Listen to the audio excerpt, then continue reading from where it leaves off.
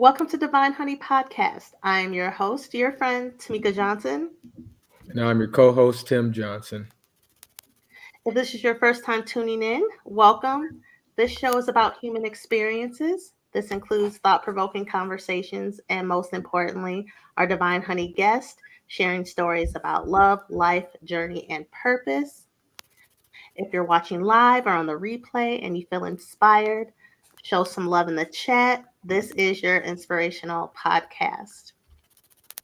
Today, friends and family, I want to welcome a very special guest, my friend Lavoyche Phelps. She will be discussing and talking to us about her journey of being her authentic self. How are you? I am doing wonderful. Thank you guys for having me today. Of course. Yes, welcome. Welcome to the show. Yes, so I'm glad you're on. We have known each other for a couple years, and I would like to say that our friendship is still, just growing and developing, and it's been a fun ride. Yes. You crack me up, and you're an amazing person. I just want you to know that, Thanks, T. and it's just been a pleasure getting to know you.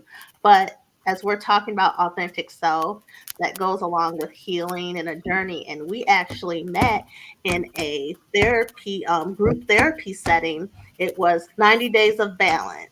Yeah. And she is part of, you guys heard me talk about my tribe. She is a part of the tribe. Yes. I love the tribe. Yes, me too. So tell us, why did you want to talk about, because Tim always says this. I like when you said that you wanted to speak about being your authentic self, because Tim, almost every pay period, sorry, every episode, you do mention be your authentic self. So I thought it was divine timing. So why did you choose this topic? The reason why I chose being your authentic self is because this journey that I've been on with the tribe, learning to really love myself for who I am, how I show up in my professional career, I really had to show up.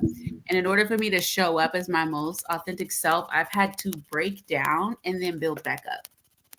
And it has been one of the most, what I don't even know what's a good word to say for it, but it has been one of the most trying journeys in my life because it's so important that I've learned to live and not survive. As cliche as that sound, like I am present in my body, I am present in the moment, and I'm not living in like this survival mode. And I've learned how to do that by learning to feel safe to be my most authentic self. But I've had to do that with tearing down some of my old beliefs, some of my past experiences, and really healing with the help of the tribe and everyone else. And I love it. And I want other people to have that same experience. And it's 2024. We being our best self. Our best self. Yeah. So when you said break down, how do you break down yourself Ooh. to build yourself up? To break down myself, in order to build myself up, I had to see myself in its most raw form. Mm. So what that looked like for me is my insecurities, my failures, my trauma, my my story. And it was hard because for the first time in my life I had to learn how to see me. But see me from how I see myself every day, and then from people who I really trust to give me some solid feedback like, "Hey, this has been my experience of you." Although it's not important of what people think to an extent, but it is, because I can't see what other people experience, Sure. because that's another facet of me that I think can show up in any type of relationship. So I had to deal with my inner child. Mm. She was rambunctious. And deal with the teenage Shay who didn't love herself, who hated herself because she existed. And then young adult Shay that was trying to find herself and couldn't find it. And then there's this Shay. And I've had to learn how to incorporate all of those versions of me and love all those versions of me so that I can be my most authentic self. Was there a certain point in time where you kind of, I guess for me, like I'm thinking of self reflection. So was there like a certain point in time in which I'm tired of some of these old things that keep popping up as I'm triggered Mhm. in order for you to get to where you are to make the choice to being authentic? Yes, there was a time. It was in my early 20s when, because I've been on my healing journey, I'd say maybe a solid 5 or 6 years. So it was my breaking point. I was always triggered. So I'm always on high alert, thinking people are out to get me, running from mirrors, not just metaphorically, but physically. And I was just Mm, like, enough's enough. sure. And then when I had to face myself was when I had to really learn that there was nothing wrong with me. It was just what happened to me and how I internalized it and made it mine when it wasn't mine to begin with. Right on. Right on. Mhm. So in your practices, because I believe you're a therapist, correct? Also. Yes, I'm a licensed clinical social worker in the Yeah, state of yeah, yeah. Arizona. Go social workers.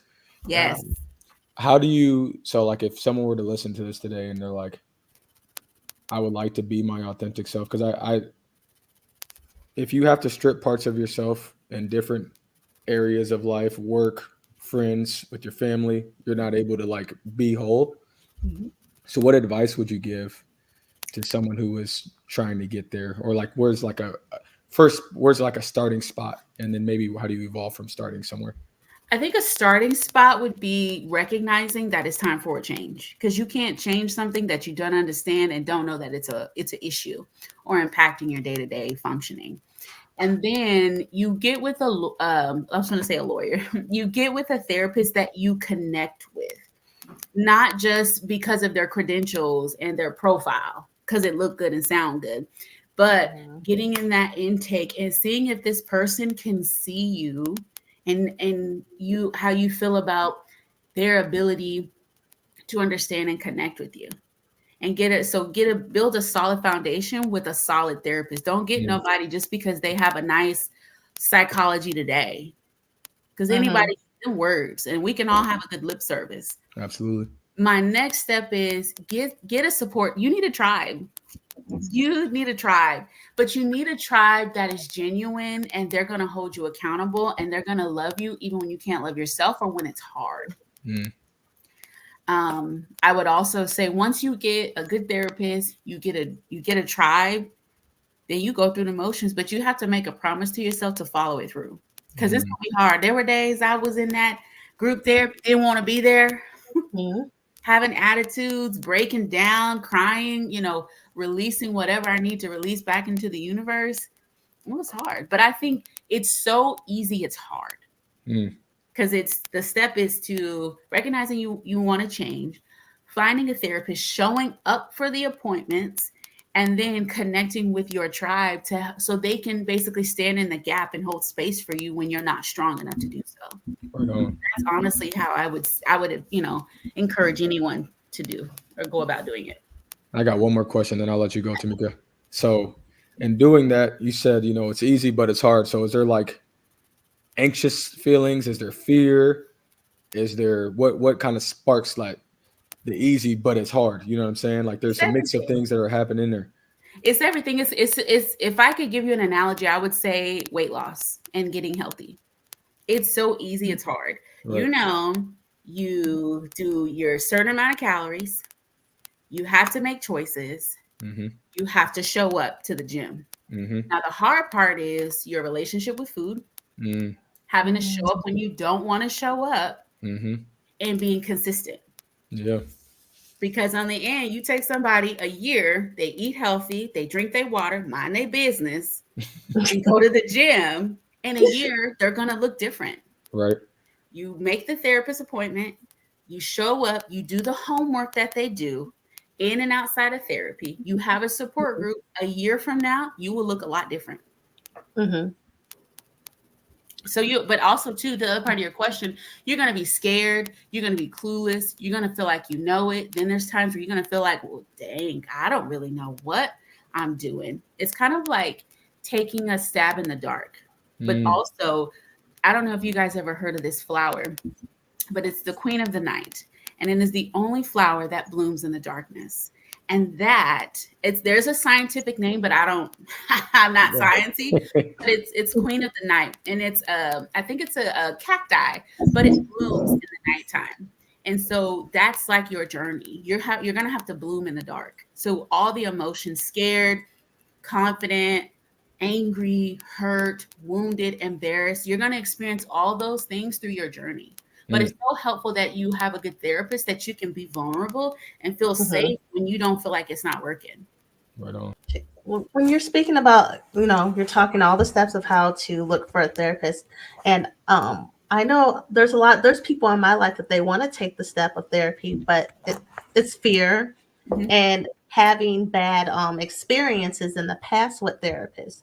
So what would you say going through that journey if somebody's already did exactly what you said, but they were with someone that they were not compatible with? How do they get out of that fear to go at it again? I think it's important to recognize a thought is a thought and don't make it a belief. You can think, you know what, this isn't I didn't have a good experience. Okay. I can recognize that that is my experience and this is the thought that I'm having. What becomes a problem is if you adopt that experience and the belief from what you experienced that this wasn't a good compatibility, it wasn't a good relationship, and not go down the rabbit hole. So Mhm. recognize that things are a thought. We have experiences and we have beliefs. Don't take that experience and apply it to all therapists and make a generalized overview of therapy Mhm. because that is going to keep you from your journey. You didn't have a good experience. That's a part of life. How many jobs did we have that wasn't a good fit? And then we found one and it didn't feel like work. We just showed up. There were days now we got to be realistic. We don't want to be there, but we Mhm. can't see ourselves outside of whatever that occupation is. So I think it's like if you didn't have a good experience, acknowledge that that wasn't a good experience or it wasn't a right fit. But it's just that. Don't try to add a narrative to that based off of how you're feeling. Don't try Mhm. to make that uh we call it black or white thinking, Right. where it's either Mhm. all or nothing, and try to apply that to the future because that's going to keep you. That's going to be a barrier. And give every therapist a fair chance. Because how many times we done messed up or something and we needed to start over? It's about grace. 100%. We got some things in the chat real quick. Let me pop it. Okay. We got Life Pal out here. First, she says, "Awesome, very grateful for social workers." You know what I'm saying? We out here doing what it do. Clinical side, you know what I'm saying? You got to Yes. do that. And then the flower, it's the Dutchman's pipe cactus. Okay. It's a color night blooming flower. Okay. Yeah, Yes. Dutchman's pipe cactus. shout out to Life Pal in the Thank chat, you. keeping us where we need to be. You know what I'm saying? Yes, get the facts. Because sometimes people be like, you just blowing smoke. No, that's a real thing. So Sure. thank you. So, when I think of like living authentic and living in your truth, is there some sense of being unapologetic? You have to be. Hmm. You have to be. I think you have to be unapologetic because ain't nobody coming to save you but you. Oh. Sure. Nobody's coming to save you for you. And if you only get, you know how when we're brought up, you only get one mama, you only get one daddy, but you only get one of you. So Okay. if you don't take up space, you will always be, I think there is a high likelihood that you may resent yourself later down the line because you didn't do what you wanted to then and take up space. It can be scary, but you got to be your biggest cheerleader. And to be your biggest cheerleader may mean when people dogging you, when people are making comments, just criticizing you. You got to be your Hmm. own team player. You got to get in the mirror every day. And I tell myself, finish what you started. Sure. Hmm. That's Where great. did you said you had some, these beliefs about yourself. Where did they come from? Where do these negative beliefs come from? My negative beliefs, they came from my experiences with trauma. Hmm. I was wounded a lot growing Hmm. up and things that I've Hmm. experienced. And the thing is, we learn from the world around us, like our experiences through the world. And so, depending on what that experience can either, I don't like to look at things as good or bad. I like to look at things as helpful or unhelpful. In the moment, if I was wounded by something, I may think, well, this person may never like me, so I'm just not going to trust people. Mm, In the Mm. moment, that's going to save me, right? Because I'm not going to be hurt or be deeply wounded like I was. But now we fast forward that I'm in a relationship or I'm trying to build connections. There's that barrier that just came hmm up. Now I don't trust nobody. So now, because I don't trust nobody, I may be emotionally unavailable. Mm. I'm emotionally unavailable because I don't trust people. Now my partner or my friends can't connect with me. And because relationships are give and take, regardless if they're romantic, platonic, whatever the case may be. So then I may be pushing them away that they need me, or they need me to hold space for them. And relationships are all about reciprocity. Mm. So I may lose out on some good things all because I didn't deal with what I needed to deal with when I was a kid or a Right. teenager or whenever I was wounded. That's real. So imagine if you weren't open or at a certain space where we all met, Yeah. what you could have missed out on. It's a scary Because sight. there's a lot of us. There's 8 of us. Yeah, it's There's 8 of 8 us. of us. So people, that's a lot of women. But let me tell you, this group really holds space. It's very genuine. Mhm. It's very genuine. Yes. So what if you weren't? Imagine if you weren't open. If I weren't open, I don't know if I would honestly be as effective with my clients, but I Mhm. also wouldn't be effective with myself. And I probably would just be perpetuating the cycle. Right on. To be honest, just kind of, doing the same thing, expecting different results, but not getting the results. This tribe has taught me how to love myself. And, you guys have imparted so much in me. So had I not been open, I probably wouldn't be in this where I'm at today. That's dope. Thanks. Shay Wood says, "Pass the plate because Shay is taking us to church today." Okay, I got seconds. I got seconds if you need it, Shay. Yeah.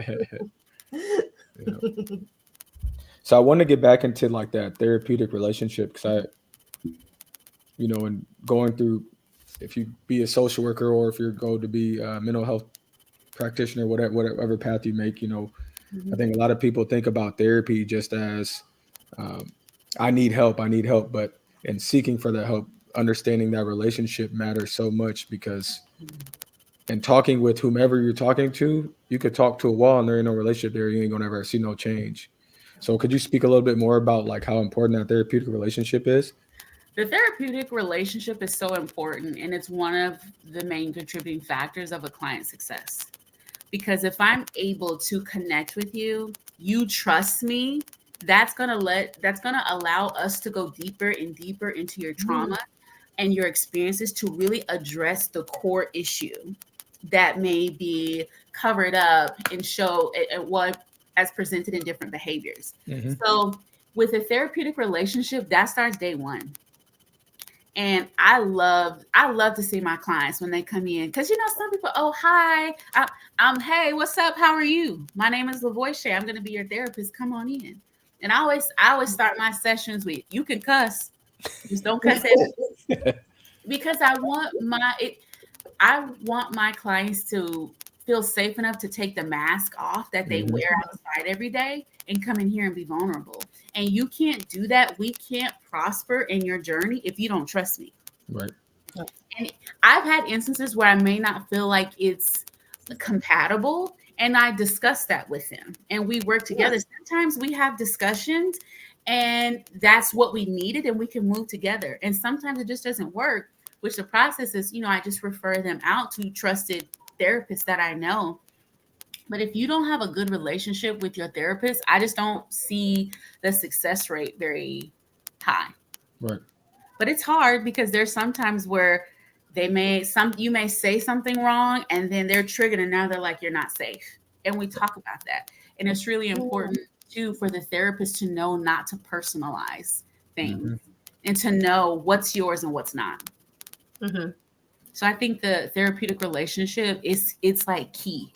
Because if you don't trust me, we ain't going nowhere. We're not going to be in the depths. So I'm into ocean. So there's this, I don't know if you guys have heard of the Mariana Trench or the Challenger Deep. So the Challenger Deep is the deepest part of the ocean. It's like, I think like 30,000 feet or something. I'm trying to be there with my clients where there's no light, there's crushing depths, and that's where we're going to do the real work. And I can't do that if you don't trust me. Right. I have a metaphor for everything. So Hey, let me that's just, that's deep. That's deep though. That's right. Yeah. And Yeah. I love it, like the trust, because in therapy, you're going to have moments. You're going to be angry in therapy. You're going to have an attitude. They're going to tell, I don't want to hear nothing you have to say. They tell me, But just yo. allowing them to go through it and navigating through it. Yeah. Because I'm one of those. I've cried. I've told people I don't care what you're talking about. Mhm. I might hang up on you. Like, but because I'm respectful, I'm just going to tell you I'm going to let you go. And yeah, I'm Listen. not. So healing. What I guess my point is, healing isn't perfect. There's not a perfect way to act or a perfect way Yeah. to get there. I agree. Healing isn't linear. Healing, like mental health, is operates on a continuum. It's a spectrum, and there are days where you like, you know what? If you imagine like you climbing South Mountain or any mountain, it's steep, it's hard, it's rugged, but there's no straight path. And one Nope. slip, if you're not careful, you can come tumbling down. But healing, it's not linear. It's not linear. So that means you're gonna have good days, bad days where you feel like I got this, days where you like, Shay, I don't have this. But that's, like you said earlier, it's so important to go through the process. Mm-hmm.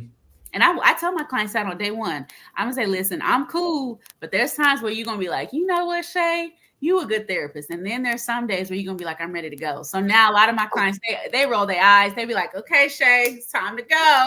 But we go through it. Yeah. Yeah. So in being authentic, where does their like emotional intelligence wrap into that? Whew, that is a good question. I think emotional intelligence comes in um, when it comes to being your most authentic self as self awareness. You can't change something you don't understand and don't know that it's a problem. And when learning to be your authentic self, you got to be able to own your stuff and know when you're projecting or when you're deflecting or when there's displacement amongst something that makes you feel uncomfortable.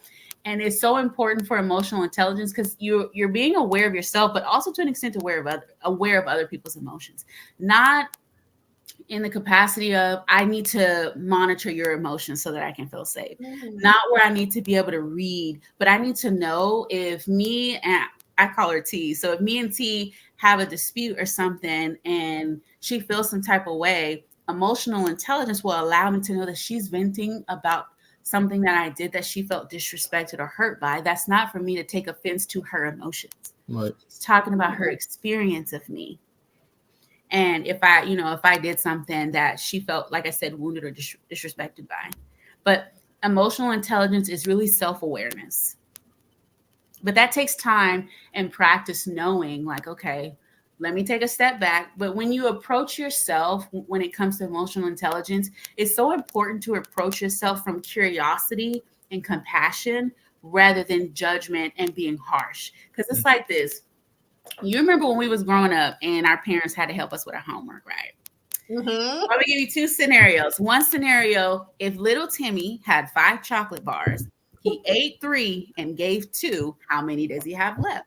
So the kid may not know, but if I'm just saying, take your time, encourage, why do you think you have trouble with this? We can come up with a solution. But if I come up there, if little Timmy had 5 chocolate, the kid is gonna be stressed out and nervous and choose the wrong answer, which can make the problem that much more worse. And then not want to do math anymore. Right. And now we don't do math anymore. So now we having behaviors or whatever the case may be. So it's so important to approach yourself like, why am I feeling this way? How does this feel in my body? What's the narrative? And so when I say what's the narrative, what's the belief behind what we may feel? Because a lot of times we may believe the narrative that's created as a result of what we're feeling. When feelings are not facts, they're valid, but they're not facts. They are just feelings. Mm-hmm. So if we can separate, if I feel sad, now the narrative may say nobody's going to love me. I'm never going to find anybody. I'm never going to have anything. And I believe that narrative, my outlook on life is going to be very bad. Depression, all types of things. But if I can hold space and be like, okay, I'm feeling sad. So let me not go with the belief, but let me learn how to process through my emotions. And emotion regulation is also a big part of emotional intelligence. Can I regulate my emotions and sort through whatever it is that is going on with me? Right on. Mm. We got a few comments in the chat. Just Kia Hart says, agree 100% on the self-awareness. And then, yes, self-awareness takes time and lots of practice. It does. The thing is, we're running a marathon. We're not running this is not a sprint relay. We're not in the 100-meter dash, because if we try to run a marathon like a sprint, where I come from, we say that monkey gonna get on your back, and then you're not gonna finish the race. Yep. Through the journey of being your authentic self, finding your authentic self, you have to relearn who you are. Yes. Relearn who you are. Yes. Because whoever you thought you were then, you're someone different now.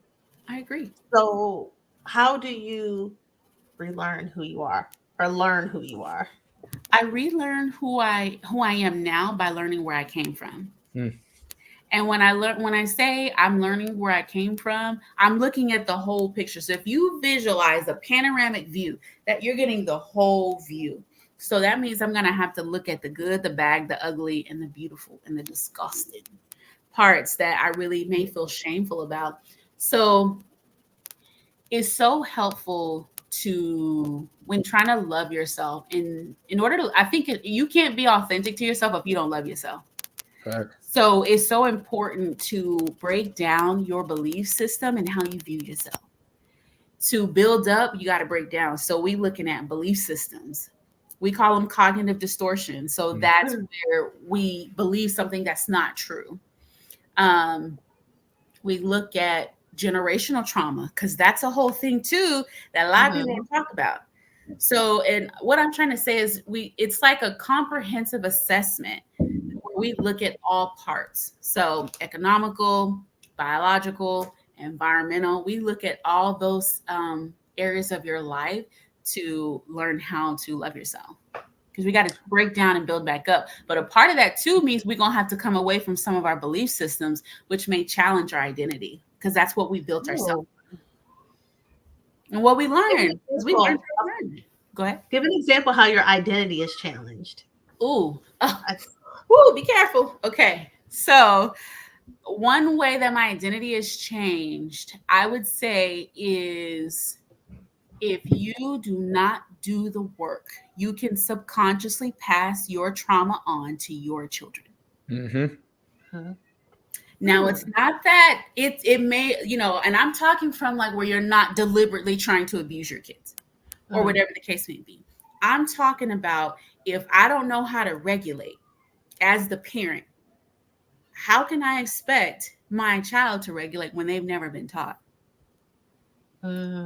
If I heal from my trauma, I may accept things, and then my child may mirror that. If I don't know how to communicate, one of the questions I ask my clients is, what was communication like growing up in the household? Who was there?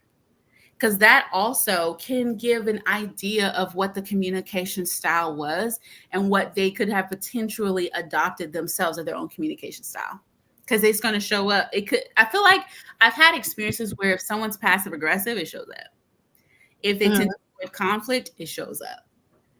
So that's how I would, that's one of the ways I've changed my identity. Is like, it's hard, but it's so helpful to heal my trauma before I decide to have kids in the world, bring kids into the world, because they're not babies for long. That's a human being, and that's a lifelong commitment. Right. But prior to that, I was, oblivious. I was like, yeah, I'm going to have kids, but I didn't know how to communicate, let alone take accountability, address things appropriately, emotionally, chaotic, explosive. So that's how my identity has changed. I had to pick up some of those belief systems. Like, therapy isn't bad, and therapy is for Black people too. Right. Yeah. Right. There's a bunch of us. There's a bunch of us in there. Yeah. Oh, Tim, you can go ahead. Sorry. No, I just was listening. That's all. It's always nice, just because, when we're trained in a certain way around theory and relationship building, and when talking to folks to help them understand there's different paths to get to whichever direction you want to go. Mhm. And then that challenge of, well, you just violated this value of mine. You just violated this value of mine. But in order for us to get you to that next level, we got to violate some of those things just to readdress, to figure out, is that really a value? Or is this just something that you've been holding on to? So it's dope that you're addressing that, because it's I like that easy but hard. Like, we can understand it, but then doing the work is Mhm. like, oh my gosh, you got to drop so low Yep. to then gain like 10 levels. You know what I'm saying? So it's like, Yeah. And the thing is too, it's about balance. So you may not have to drop everything, but there's some things that you're like, yeah, I'm gonna have to really address this. Like if you have a relationship with a parent that's not good, like there may be things that you have to address if you choose to address it, but always remember that you have a choice and what your healing journey is gonna look like and what you want to take away and what you don't. So it's not, because I don't want to send the message like I have to change everything. It right, may not be that way. There's some things that I've changed, and there's some things that I've kept. right. But I've catered it to be me. So it's most I'm my most authentic self. It's just balance. Why being authentic? Why is it important? It's important to be authentic because the world is on fire. Let me just Yeah. start there.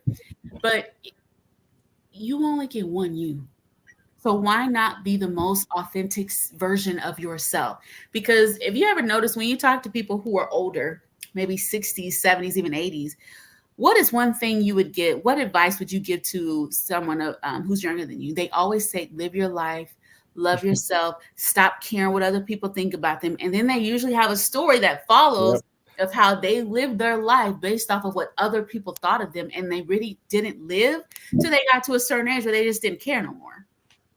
And they're like, if I knew then what I know now, my Right. life probably would have probably would have had more fulfillment. Those are some of the stories that I've heard or I'll see on social media or somewhere.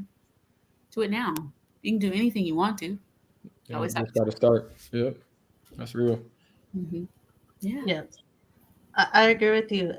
As I've gotten older too, or just saying things like, "Well, that's not what I want to do." Like, no is a complete sentence. It's a period. You can put a period after it.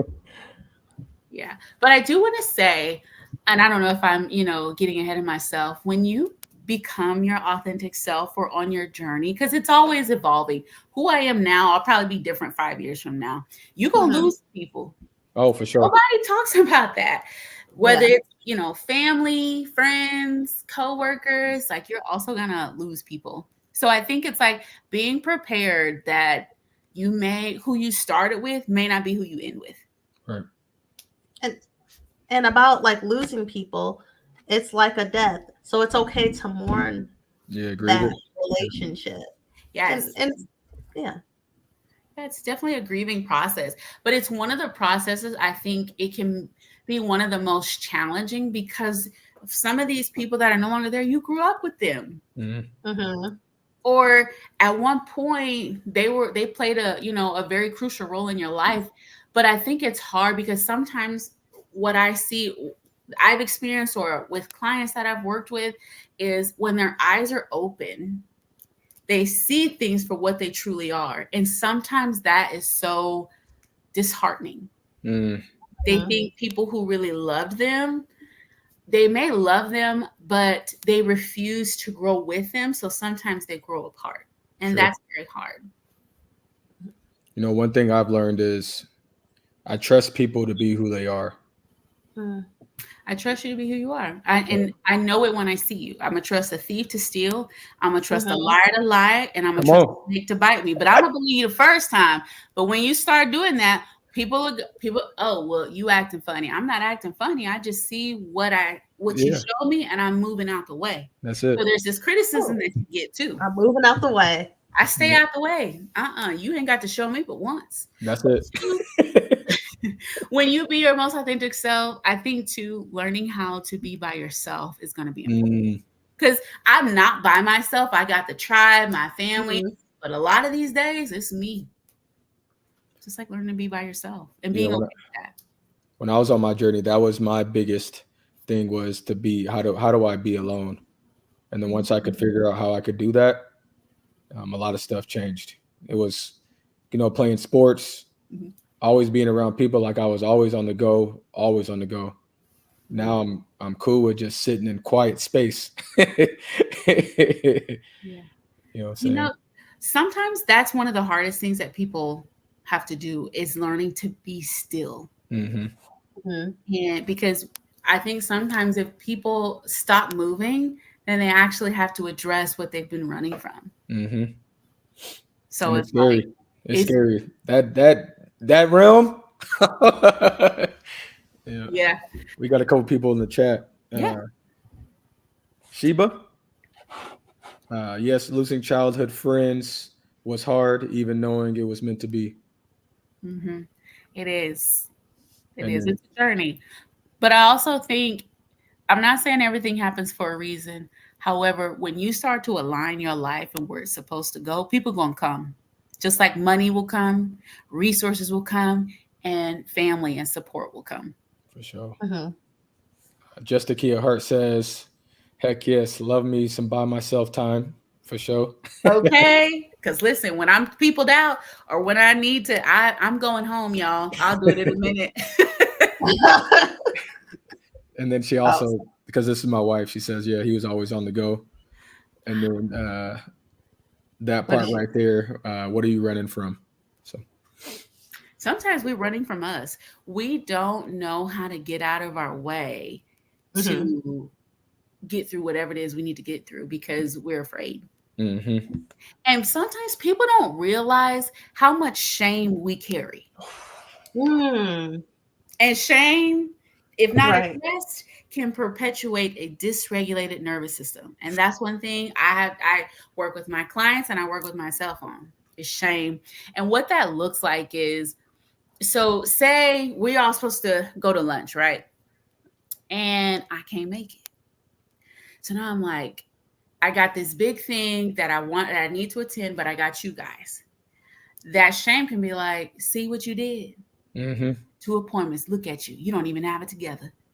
You gonna what? You committed to both. So what you gonna do?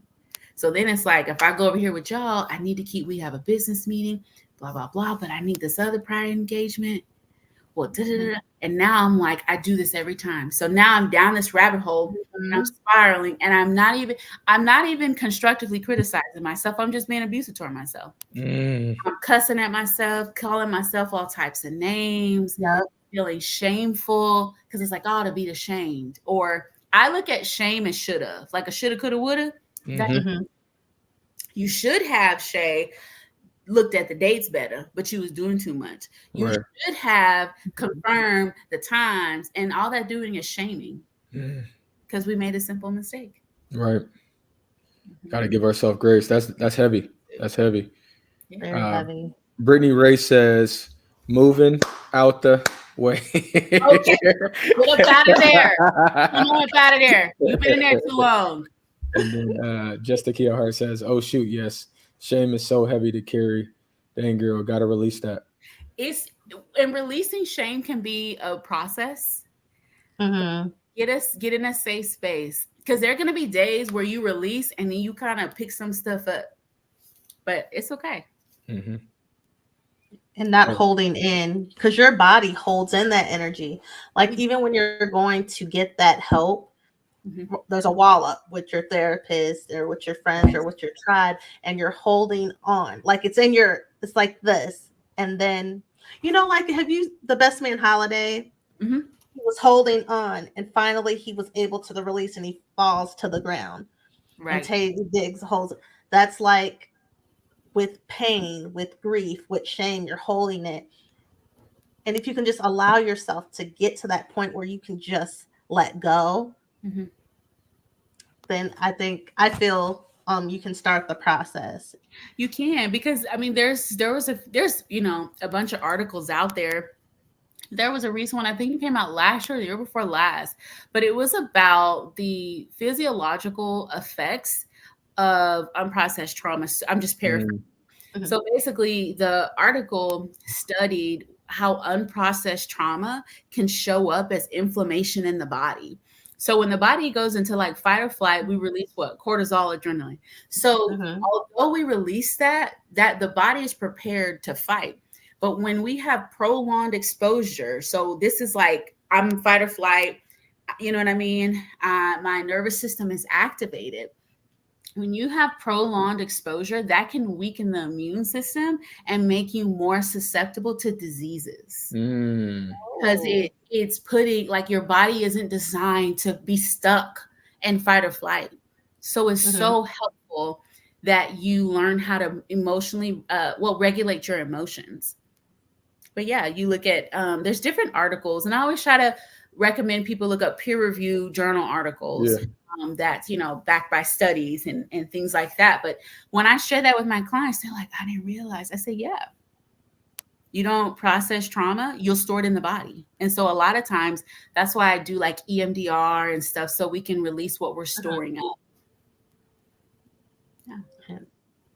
There was something you mentioned earlier. We're talking about like some people can't go with you, and you mentioned like friends, family, and this and that. So one question about the family part, Okay. and I watch, I'm always on TikTok. So this Girl. is kind of coming for the board. I see a lot of people talking about they go no contact with like mother, father, family.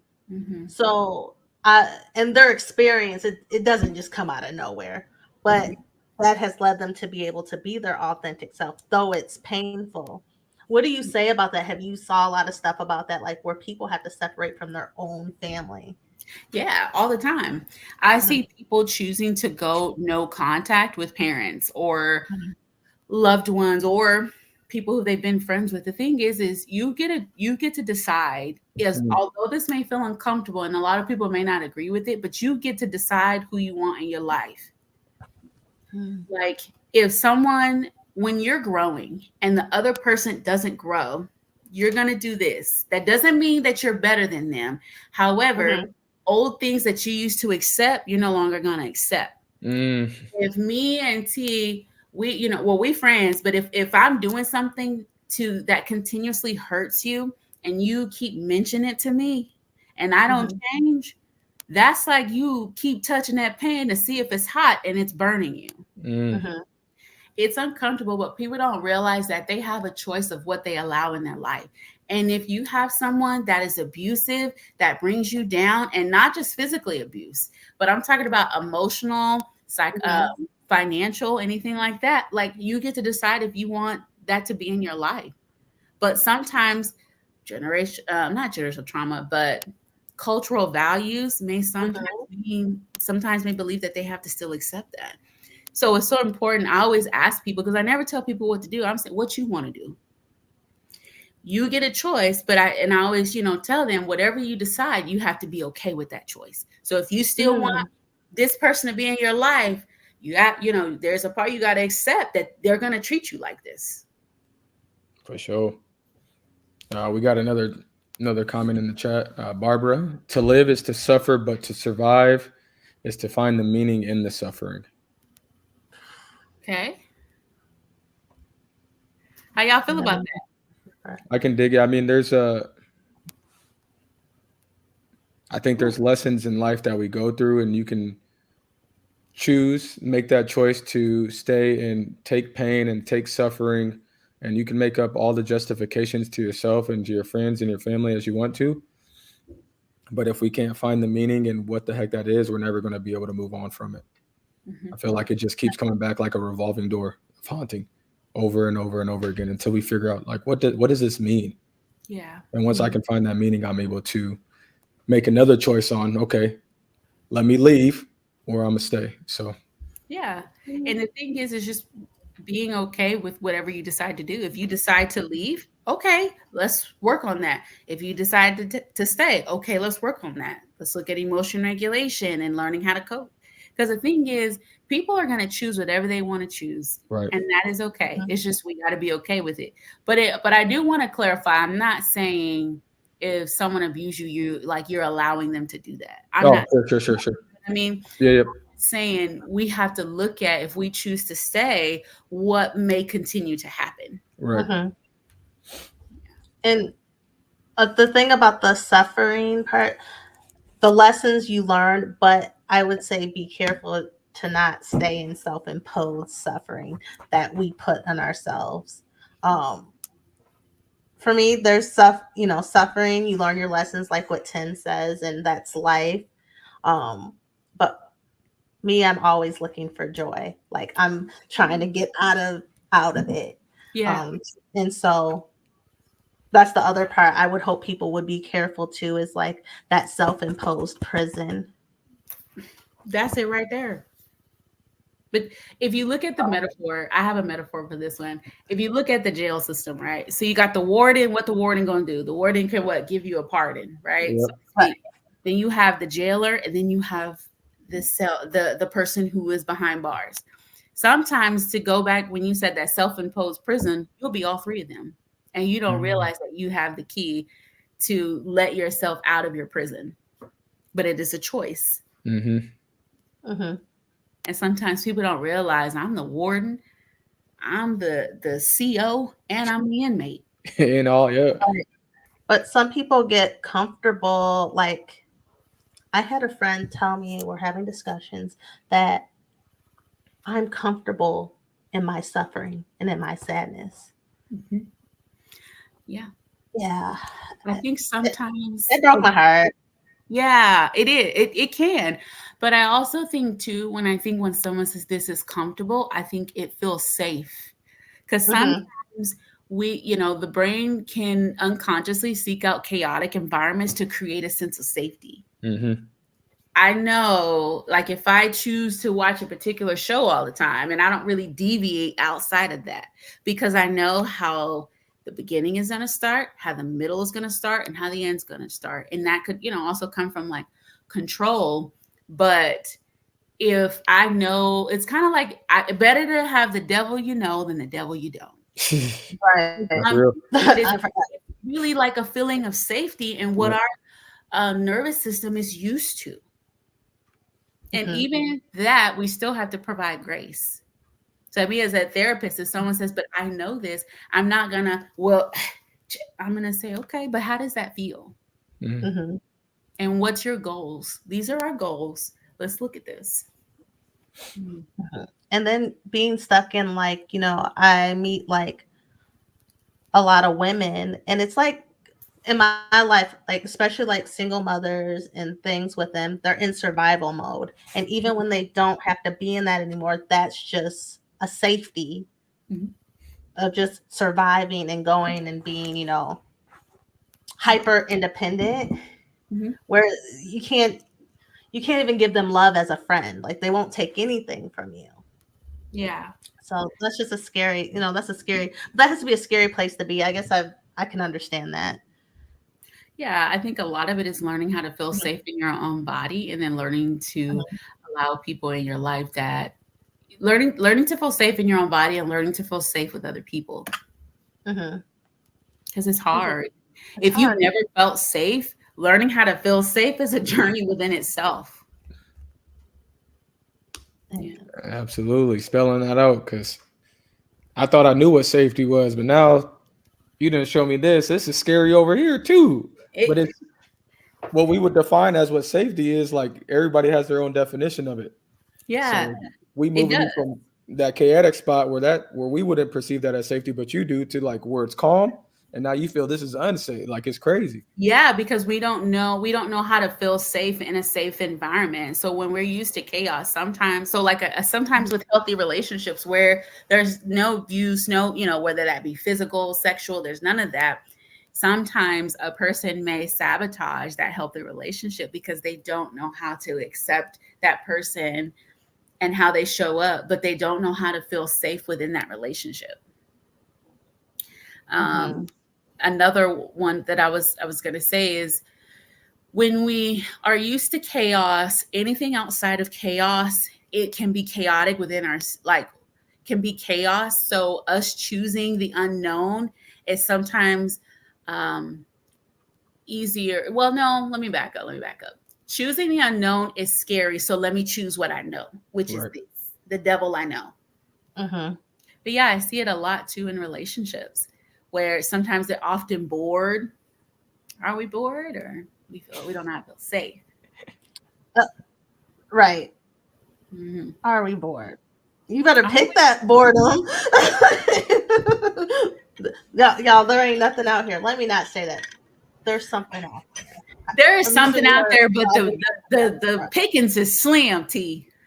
They slim. We gonna call a spade a spade. They slim. I'm trying. I'm trying. Yo, wow. He said, I don't know about that. So, question. So, as you're on all this journey of being authentic, what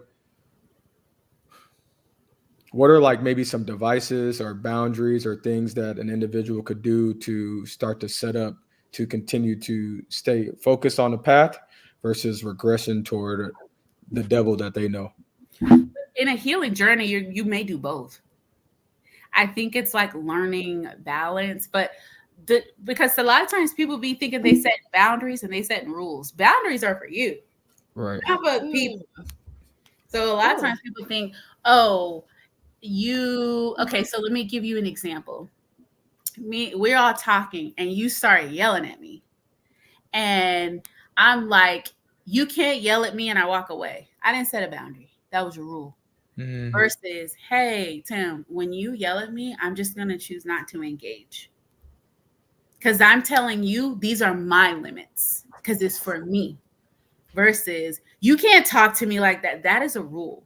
Mm. So I think it's like learning the difference between boundaries and rules can really help you to be your most authentic self. Because too, when you have people that genuinely love you, they will, I think it may be hard sometimes, the adjustment, because in this, you're going to reinvent yourself 1,000 times over, but they'll know.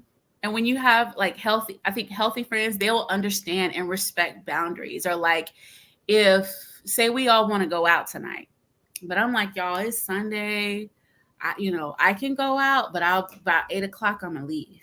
But if you can be like, nah, man, stay out till midnight. Are you really respecting my boundaries? Like, hey, at this time, I just can't, you know what I mean? So you have to look at stuff like that. Yeah. I hope I've answered y'all questions right. Yes, No, you going crazy. great. You good. Yeah, you doing your thing. Yeah. Because the detail that you provide is perfect, because a lot of times, and it's just like within my peer group,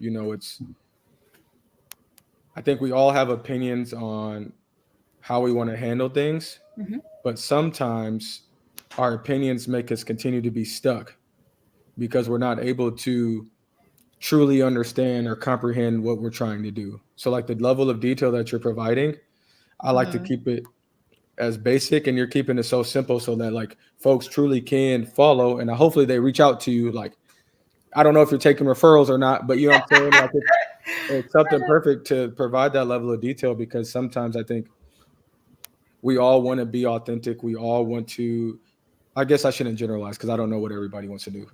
I know there's a large population of folks that want to be authentic or figure out how to become authentic, but we don't have the tools or the skills or the resources or the know-how where to even start to begin that journey of figuring out how do I be authentic, or figuring out what identity am I? Who am I? There's a lot of stages and seasons in life that you described, like you talked about, your childhood, you talked about your teenage years, your early 20s, into now where you are now.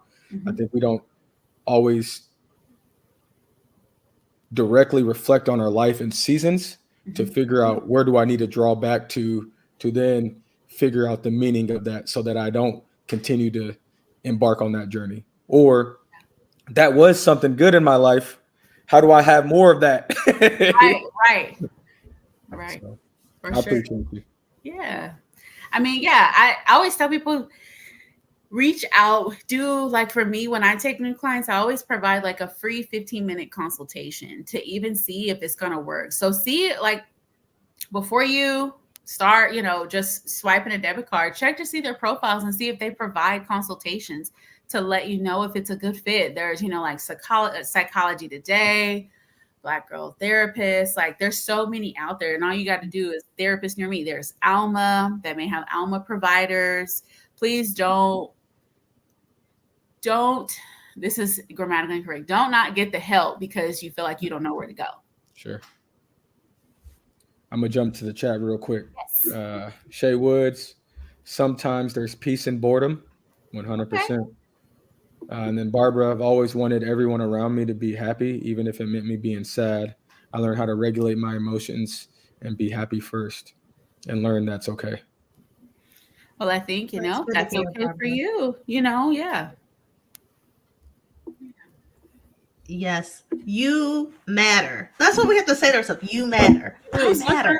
Yes. And sometimes I have like a little thing that I do for myself. I'm a red gal. So I love red lipstick. I like to get in the mirror and I just tell myself, I love you. Hey, sunshine, you're beautiful. And like give myself affirmations to build myself up, you know? So Heck yeah. yeah, that's powerful.